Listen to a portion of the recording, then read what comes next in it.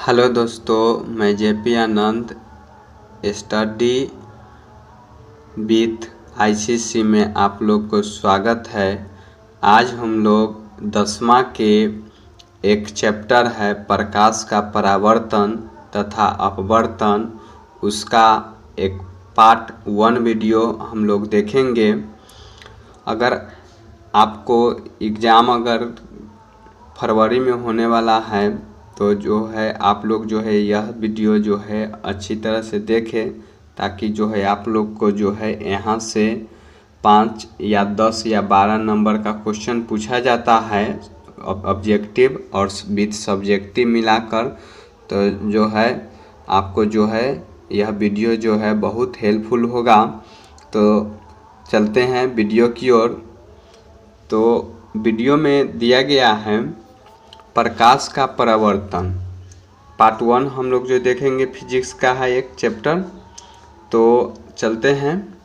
देखिए, सबसे पहले हम लोग जानेंगे प्रकाश का परावर्तन क्या होता है। तो जब कोई प्रकाश किरण किसी परावर्तक पृष्ठ से टकराता है, जब कोई प्रकाश किरण किसी परावर्तक पृष्ठ से टकराता है और टकराने के पश्चात उसी माध्यम में वापस लौट आती है, तो इस घटना को हम लोग जो है क्या कहते हैं। तो याद रखना है, प्रकाश का परावर्तन कहते हैं। तो याद हो गया होगा आप लोग को भी, जब कोई प्रकाश की किरण किसी परावर्तक पृष्ठ से टकराती है और टकराने के पश्चात उसी माध्यम में वापस लौट जाती है, तो इस घटना को हम क्या कहते हैं। तो प्रकाश का परावर्तन कहते हैं। अब ध्यान रखिएगा, जब प्रकाश के परावर्तन के जो होता है 2 नियम होता है। तो प्रकाश के परावर्तन के 2 नियम कौन कौन है से हम लोग देख लेते हैं। एगो होता है नियमित प्रकाश का परावर्तन, एगो होता है विसरित परावर्तन या अनियमित हम लोग कह सकते हैं इसी को। तो ध्यान रखिए, आगे जब हम बारी बारी से पढ़ जानते हैं। तो नियमित प्रकाश का परावर्तन, जब प्रकाश की किरणें किसी चिकनी सतह पर आपतित होती है, तो परावर्तित किरणें उसी माध्यम में निश्चित दिशा में लौट जाती हैं। देखिए इससे सिंपल भी आप लोग याद कर सकते हैं। जब प्रकाश की किरणें चिकनी सतह से टकराती है और उसी माध्यम में जो है लौट जाती है, तो उसे हम क्या कहते हैं, नियमित प्रकाश का परावर्तन कहते हैं। उसके बाद हम लोग जो है अगला बढ़ते हैं। अगला है अनियमित प्रकाश का परावर्तन। तो इस परावर्तन में आपतित किरणें जब खुरदरी सतह पर आपतित होती है, तो परावर्तित किरणें अनिश्चित दिशा में लौट जाती है। ध्यान रखिएगा, इसमें क्या होता है, प्रकाश के किरण जो है खुरदरी सतह पर पड़ती है और खुरदरी सतह पर पड़ने के बाद जो है उसका किरण जो होता है वापस लौटता है, और वह वापस जो लौटता है ना, वह अनिश्चित दिशा में लौटता है। तो इस घटना को हम क्या कहेंगे, तो अनियमित प्रकाश का परावर्तन कहते हैं। तो याद रखिएगा, आप लोग जो है कॉपी कलम लेकर जो है आप लोग लिखते रहिएगा, ताकि जो है आप लोग को जो है याद हो सके, दोबारा रिवीजन कर सकेंगे। तो आगे बढ़ते हैं। देखिए, इम्पोर्टेंट फैक्ट दिया गया है प्रकाश का वेग। देखिए, प्रकाश का वेग जो होता है 3 × 10⁸ मीटर पर सेकेंड होता है। तो याद रखना है, प्रकाश का वेग जो होता है निर्वात में सर्वाधिक होती है और कितना होता है, तो याद रखना है 3 × 10⁸ मीटर पर सेकेंड होता है। और न्यूनतम जो होता है, न्यूनतम वो याद रखना है ठोस में होता है, माने कांच में होता है। तो याद रखिएगा। उसके नीचे दिया गया है परावर्तन के नियम। देखिए, परावर्तन के जो होता है, इसमें जो होता है 3 नियम होता है। ऐसे तो 2 नियम होता है, याद रखिएगा मुख्य रूप से, लेकिन इसमें जो है एक और पढ़ना है, 3 नियम होता है। तो ध्यान रखना है जो आपतित किरण, परावर्तित किरण एवं अभिलंब एक ही तल में होता है। ध्यान रखिएगा, हम ये जो चित्र जो खींच रहे हैं वो ध्यान रखिएगा, जो ये जो होता है ये दर्पण होता है, ये कलई किया हुआ है दर्पण है। जिस जो कलई जो होता है, ये परावर्तक सतह जो होता है चांदी का जो होता है, ये कलई किया हुआ रहता है। याद रखिएगा किसका होता है, चांदी का कलई किया हुआ रहता है। तो क्या कहा गया है, जो आपतित किरण, परावर्तित किरण एवं अभिलंब जो होता है एक ही तल में होता है। देखिए ये होता है आपतित किरण, परावर्तक सतह पर जो पड़ा और उसके बाद जो है लौट कर जो आया उसको हम लोग जो है परावर्तित किरण कहते हैं। और ये जो देख रहे हैं मतलब बीचों बीच जो खींच दिए हम, ये अभिलंब होता है। तो याद रखिएगा आपतित किरण, परावर्तित किरण एवं अभिलंब तीनों जो होता है एक ही तल में होता है, याद रखना है। उसके बाद दूसरा नियम दिया गया है, आपतन कोण I एवं परावर्तन कोण R का मान बराबर थे। देख रहे हैं कि ये जो इधर का मान जो होता है आपतन कोण जो होता है ये I, और यहाँ जो है परावर्तन कोण जो होता है R, ये जो है इन दोनों का मान जो होता है बराबर होता है, याद रखना है। उसके बाद 3 में दिया गया है, परावर्तित किरण की आवृत्ति एवं चाल अपरिवर्तित रहता है। तो याद रखना है ये परावर्तित किरण के जो होता है आवृत्ति एवं चाल जो होता है अपरिवर्तित रहता है, याद रखना है। उसके बाद आगे दिया गया है समतल दर्पण। देखिए अब समतल दर्पण किसे कहते हैं, ध्यान रखना है। जो दर्पण एकदम समतल या सपाट हो उसे समतल दर्पण कहते हैं। जो दर्पण एकदम समतल या सपाट हो न, उसे कौन सा दर्पण कहते हैं, तो समतल दर्पण कहते हैं। समझ गए होंगे।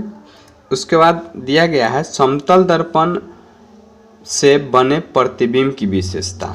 ध्यान रखना है जो समतल दर्पण के से बने जो होता है प्रतिबिंब की विशेषता हम लोग को ध्यान रखना है। समतल दर्पण से बना प्रतिबिंब सदैव आभासी एवं सीधा होता है। ये भी याद रखना है कि ये समतल दर्पण से जो होता है प्रतिबिंब जो बनता है वो सदैव आभासी और सीधा बनता है। प्रतिबिंब का आकार जो होता है वस्तु के आकार के बराबर होता है। तो याद रखना है प्रतिबिंब का आकार जो होता है वस्तु के आकार के बराबर होता है, तो समतल दर्पण में। उसके बाद दूसरा इसका विशेषता दिया गया है, प्रतिबिंब दर्पण के पीछे उतना ही दूरी पर बनता है जितना दूरी पर जो है दर्पण सामने बिंब पर रखा हो। याद रखिएगा जितना दूरी पर वस्तु रखा होगा उतना ही दूरी पर जो है प्रतिबिंब जो है पीछे बनेगा। तो याद हो गया होगा। अब आगे बढ़ते हैं। आगे दिया गया है प्रतिबिंब में पार्श्व परिवर्तन होता है। याद रखना है प्रतिबिंब में जो होता है पार्श्व परिवर्तन होता है। जब आप लोग आईना देखते हैं तो उसमें जो है इधर का जो है मतलब पार्ट जो है इधर दिखाई देता है, मतलब वो लेफ्ट का राइट और राइट का लेफ्ट दिखाई देता है। तो याद रखना है पार्श्व परिवर्तन होता है। उसके बाद आगे दिए गया है चौथा में, प्रतिबिंब तथा बिंब दोनों एक ही चाल में गति करती है। याद रखना है जब प्रतिबिंब तथा बिंब जो होता है यह दोनों जो होता है एक ही चाल में गति करता है। तो आप लोग को जो है विशेषता इसकी बात समझ में आ गया होगा। अब हम लोग जो है इसका इम्पोर्टेंट फैक्ट जानते हैं।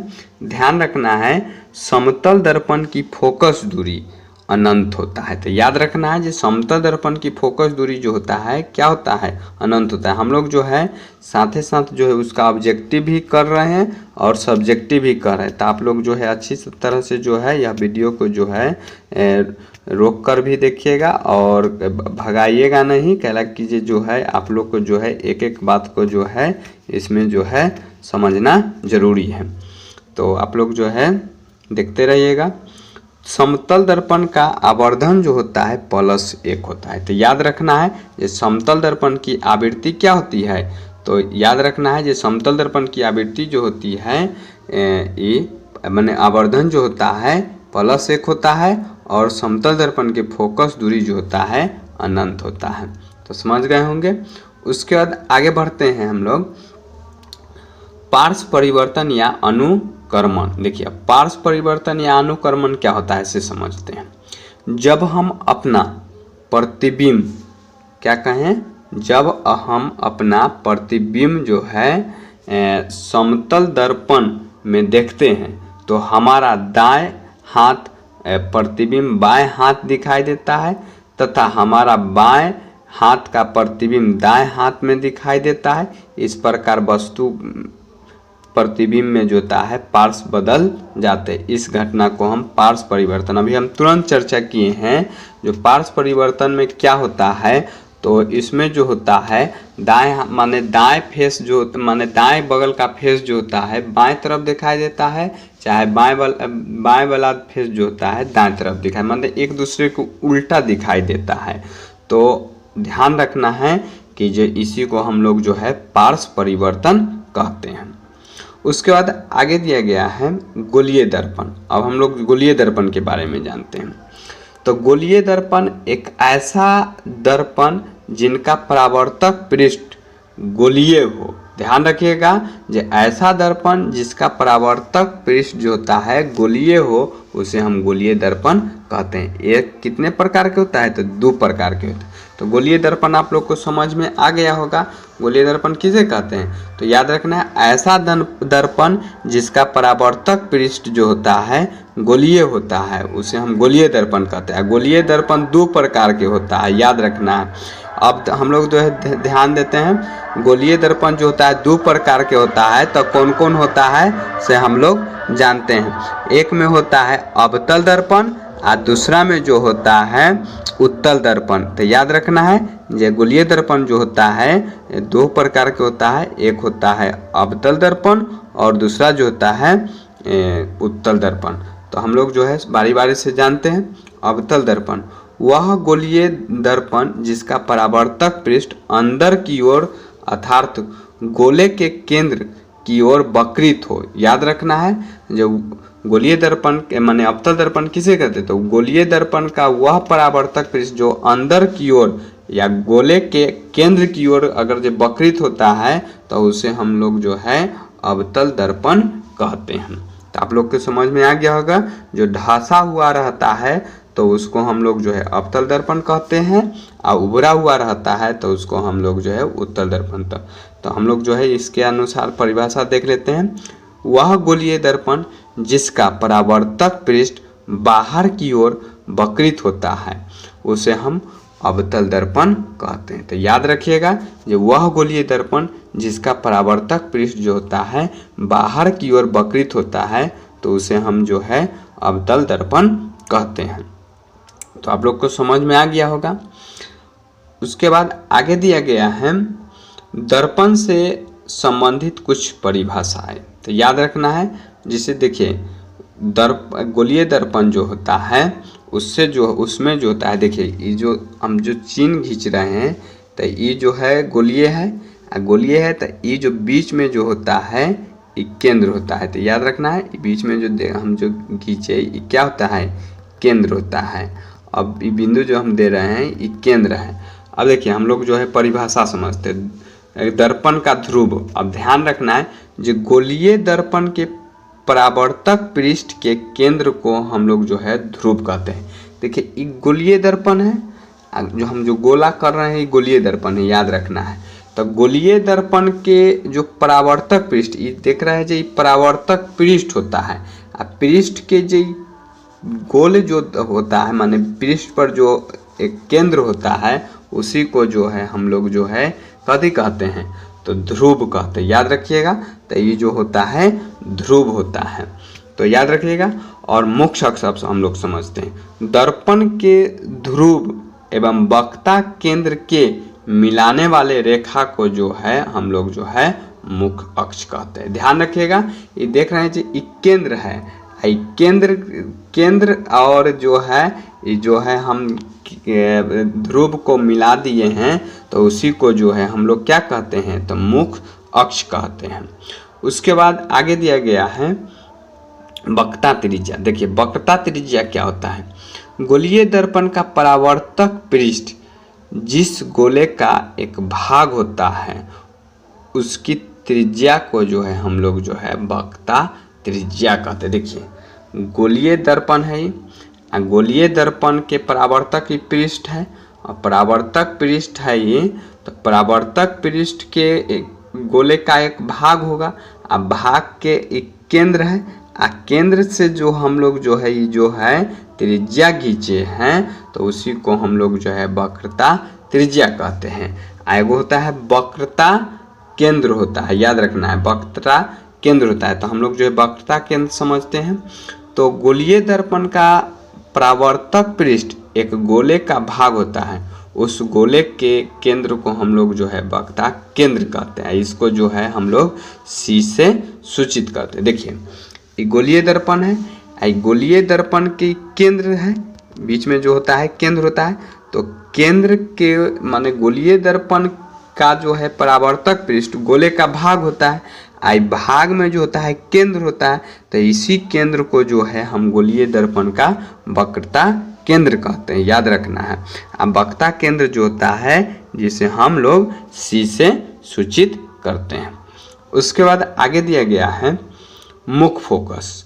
तो देखिए मुख्य फोकस, मुख्य अक्ष के समांतर चलने वाली प्रकाश की किरणें दर्पण से परावर्तन के पश्चात मुख्य अक्ष के बिंदु पर मिलती है, तो उसी को जो है या मिलती हुई प्रतीत होती है, उसे हम लोग जो है मुख्य फोकस कहते हैं। देखिए ये गोलीय दर्पण है, इसके देख रहे हैं ये, तो इसको जो है जब मिलाते हैं तो इस पर जो है पृष्ठ पर जो है प्रकाश पड़ रहा है, प्रकाश पड़ने के बाद जो है परावर्तन होता है, तो परावर्तन होता है तो एक बिंदु पर जिस बिंदु पर मिलता है उसे हम जो है मुख्य अक्ष कहते हैं, याद रखना है।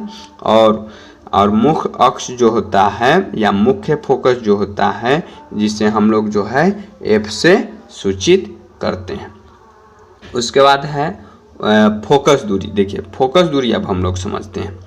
गोलीय दर्पण के ध्रुव तथा मुख्य फोकस के बीच के दूरी को जो है फोकस दूरी हम लोग कहते हैं। तो देखिए गोलीय दर्पण के ध्रुव है, ये जो है ये जो होता है मुख्य फोकस होता है, तो मुख्य फोकस जो होता है गोलीय दर्पण के बीच और मुख्य फोकस के बीच के दूरी को जो है हम लोग जो है फोकस दूरी कहते हैं। अब बहुत इंपॉर्टेंट याद रखना है, मुख्य फोकस को एफ से सूचित किया जाता है, और मुख्य फोकस माने फोकस बराबर जो होता है याद रखना है फोकस दूरी बराबर जो होता है r/2 होता है, तो याद रखना है माने त्रिज्या बटा में 2 होता है, याद रखना है। उसके बाद होता है द्वारक। तो द्वारक जो है देखते हैं, गोलीय दर्पण के परावर्तक पृष्ठ की वृत्ताकार सीमा रेखा का व्यास दर्पण का द्वारक कहलाता है। देखिए ये जो देख रहे हैं तो इसका गोला है, गोला के ही जो होता है माने वृत्त है, तो वृत्त का ही व्यास होता है, तो व्यास को ही समांतर रेखा जो खींचा गया है तो इसी को जो है हम लोग जो है द्वारक कहते हैं। तो यह वीडियो अगर अच्छा लगा होगा तो मेरे चैनल को जो है सब्सक्राइब करें और दोस्तों के साथ शेयर करें, ताकि जो है ऐसा वीडियो जो है उन लोगों को जो है प्राप्त हो सके। तो मिलते हैं अगले वीडियो में। जय हिंद, जय भारत।